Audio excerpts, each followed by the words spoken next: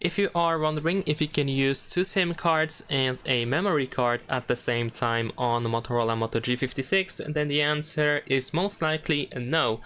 What I mean by that is that we do not have dual SIM on the Motorola Moto G56, or at least in most of the countries, in most of the regions where the phone was released. According to the gsmarena.com website, apparently there are some regions or some countries, or at least one, that has dual SIM, so potentially there is an option that allows you to use both SIM cards and the microSD card. However, if you are from Europe, or not even from Europe, but in most of the cases, actually, from what I found on Motorola website, we do support the microSD card, but there is no slot for the second SIM card.